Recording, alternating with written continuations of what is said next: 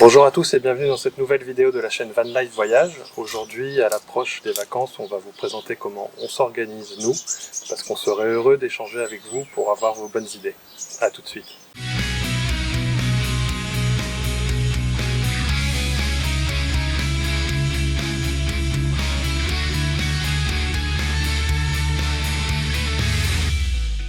Donc en effet, quand on est l'heureux propriétaire d'un camping-car ou d'un van, on sait qu'on doit être bien organisé, c'est un peu le nerf de la guerre, en particulier quand on est 4 et je dirais quand on a un van. Parce qu'en effet, comme vous pouvez le voir ici, on a en ce qui nous concerne une assez petite soute qui durant l'été est bien remplie puisque forcément il faut prendre les tables, les chaises et peut-être même des petites cuisines extérieures pour pouvoir s'organiser et on est rapidement plein. Vous le voyez sur ma gauche, ça nous laisse uniquement la place pour à peine du matériel en plus, qui en général est composé de réserves d'eau potable. On ne sait jamais si on vient à en manquer. Et plus généralement, comme vous commencez à nous connaître aussi, de notre matériel de vélo. Et vous l'avez vu dans les bike parks, comme il y a toutes les protections, les casques intégraux, les dorsales, les coudières, les genouillères, bref, tout ça prend énormément de place. Et c'est pour ça qu'on va vous présenter comment nous on s'organise. D'autant plus qu'on vient de faire l'acquisition d'un second paddle afin qu'on en ait chacun un avec Joël et qu'on puisse peut-être envisager de partir à 4. Donc on a acheté celui-ci hier chez Decathlon. C'est un modèle qu'on a pris parce que il est moins onéreux que le premier qu'on avait et on se dit qu'il fera sans doute l'affaire. Donc la suite de la vidéo, ça se passe en haut.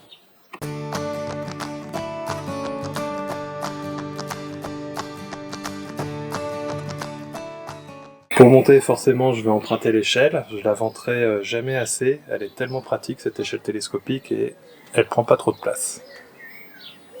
Donc ce second paddle, il a rendu nécessaire, selon nous, l'achat d'un second coffre de toit qu'on a trouvé d'occasion pour limiter les frais.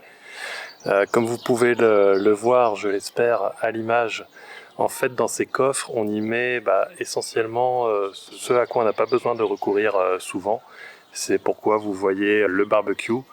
On va mettre les deux paddles et puis je pense qu'on mettra par exemple les casques, des choses encombrantes mais pas très lourdes parce qu'on ne sait jamais en termes de sécurité, on n'est pas rassuré d'aller jusqu'aux capacités limites des coffres, à savoir 75 kg et 50 pour le nouveau que nous venons d'acheter. Donc on a l'impression qu'on est assez peu nombreux à recourir à des coffres de toit sur des camping-cars ou des vannes. C'est pour ça qu'on veut partager ce mode d'organisation avec vous pour savoir vous comment vous faites. Moi par exemple, je me suis longtemps posé la question de savoir s'il fallait mettre par exemple une galerie comme on voit sur les véhicules utilitaires des entrepreneurs pour pouvoir poser un coffre homemade ou quelque chose d'un peu plus encombrant. Donc finalement moi j'ai fait ça parce que c'était le plus facile, parce que c'était des solutions qu'on trouve dans le commerce pour les particuliers. Parfois je me demande si j'aurais dû creuser un peu plus pour trouver d'autres systèmes. On avait aussi fut un temps songé à mettre sur la boule d'attelage un coffre extérieur, mais le problème revient toujours au vélo parce qu'on ne saurait pas faire les deux à la fois. Donc encore une fois, voici pourquoi on a recouru à ce système de double coffre. Donc on a une capacité d'environ 800 litres, 400 litres chacun. Je trouve que c'est assez confortable maintenant pour partir à 4 avec ça. Donc nous, le modèle de galerie auquel nous avons couru pour notre van, il provient de chez Tulle, c'est le système Smart Clamp. Donc en fait ça consiste en deux rails longitudinaux et parallèles qu'on fixe à la galerie avec des points de montage. Donc c'est spécialement fait pour les fourgons, hein. C'est le modèle que vous trouverez sur le site internet de Tulle pour galerie de toit pour fourgon, il me semble. Et donc sur ces traverses, vous pouvez ensuite fixer ce modèle-ci de galerie, dont le nom m'échappe, je vais vous le mettre le lien en description. Et ce système, il est assez astucieux parce que bon là j'ai la serrure qui est devant, mais c'est un modèle qu'on peut faire coulisser dans le rail, donc c'est 100% configurable. Et ce que j'aimais bien dans ce principe, c'est que comme vous l'avez vu ou pas à l'image, et sinon je vais vous le montrer, mais on en a 4 de ces systèmes. Et au début aussi, l'idée c'était qu'on puisse éventuellement mettre un canoë ou quelque chose de plus long, en plus des coffres de toit. Là forcément, maintenant que j'ai un deuxième coffre de toit qui est parallèle au premier, ce n'est plus possible d'avoir le coffre de toit et un canoë. Mais ma foi, si un jour je veux reconfigurer tout ça, je pense que je pourrais assez aisément. Le problème là que vous voyez tout de suite à l'image avec ces coffres de toit, c'est qu'ils ne permettent plus d'ouvrir convenablement les lanterneaux. Donc j'ai celui de la salle de bain là qui est ouvert, lui ça va, ça passe relativement de justesse. Par contre celui du milieu là, je ne peux plus l'ouvrir, il bute sur le coffre de toit. Donc il faudrait que je vois si je peux régler le coffre pour le reculer un petit peu, mais je suis quasiment à l'aplomb de l'arrière du véhicule et ça m'embête qu'il y ait quand même un déport important.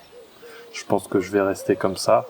Heureusement, ça gêne pas trop en termes de luminosité, ça passe encore. Je pense que le problème, il va surtout être pour ventiler ou pour mettre la moustiquaire quand on aura chaud cet été. Il reste celui du lit, mais c'est pas forcément le plus intéressant parce que par définition, on peut uniquement l'ouvrir quand le lit est baissé.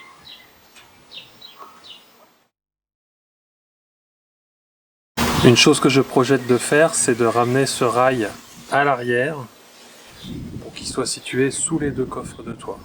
En effet, là, je pense que c'est pas pertinent qu'il soit à l'avant, même si c'est marginal. Je pense que ça fait toujours une résistance au vent inutile.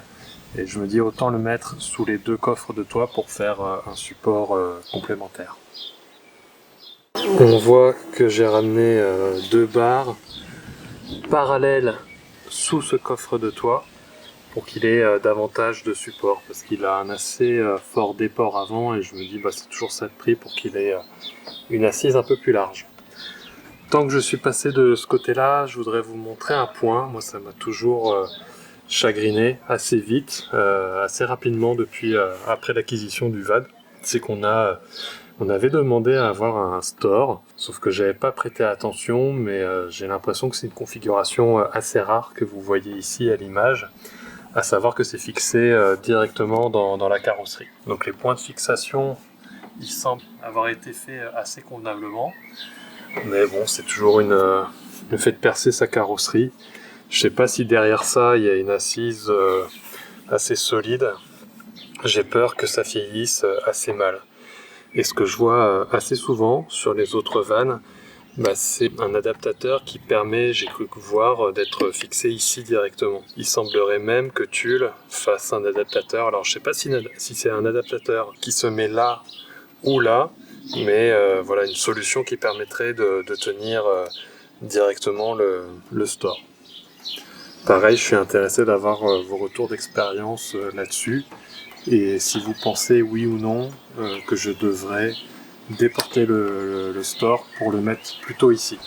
Après, il faudrait que je trouve une solution pour boucher les trous de fixation. Donc ça aussi, c'est une inconnue. Alors, tant qu'on est occupé encore sur le toit du van, je voudrais partager avec vous une autre interrogation que j'ai. C'est la fréquence de réfection des joints d'étanchéité des lanterneaux. En effet, moi depuis le début, j'ai fait faire le contrôle d'étanchéité tous les ans, une fois par an, pour bénéficier de la garantie pendant 5 ans. En fait, je dis tous les ans, mais je l'ai pas fait cette année, et je vais vous expliquer pourquoi. C'est que l'année dernière, j'ai eu un rappel constructeur, et donc chez Vano Mobile, ils ont refait les joints des lanterneaux. Donc je me dis, ma foi, je suis reparti avec des joints entre guillemets neufs, parce qu'apparemment ça n'avait pas été assemblé convenablement quand je l'ai eu. Pour autant, j'ai pas eu de fuite pendant 2 ans. L'année dernière, ils ont été refaits à neuf. Et donc cette année, je me dis, est-ce que ça vaut bien la peine que je refasse ce contrôle d'étanchéité qui me semble pas nécessaire de toute façon, pour la simple et bonne raison, c'est qu'on utilise le van régulièrement, y compris en hiver. Donc s'il y avait la moindre fuite, je pense qu'on s'en apercevrait tout de suite. Et d'avoir quelqu'un qui arrose pendant 1 heure ou je ne sais combien de temps, sans discontinuité le van, je pense pas que ce soit forcément pertinent pour mettre en avance un problème de fuite. Donc cette année, je ne vais pas faire le contrôle d'étanchéité. Par contre, indiquez-moi en commentaire si vous pensez que je devrais faire à une certaine périodicité les joints. Est-ce que ça doit être fait, je sais pas, tous les 2 ans, tous les 4 ans, tous les 6 ans. À noter que le van ne dort pas sous abri. Donc c'est vrai que ça pourrait rapprocher les fréquences de réfection des joints. Voilà, c'est tout pour aujourd'hui. Comme vous l'avez compris, on est très curieux d'avoir vos retours d'expérience sur la façon dont vous vous organisez pour préparer et emmener toutes vos affaires pendant vos vacances. Plus particulièrement sur ce modèle de van qui, comme vous l'avez vu, nous laisse assez peu de place. Et alors, je ne l'ai pas dit, c'est vrai qu'on utilise les lits des enfants pour y entreposer des valises, des affaires, mais bon, quand on arrive pour se poser la nuit, c'est pas pratique d'avoir ça à l'intérieur du van. Et c'est aussi pour ça que je ne l'ai pas mentionné plus tôt et qu'on préfère pouvoir se reposer sur les coffres de toit.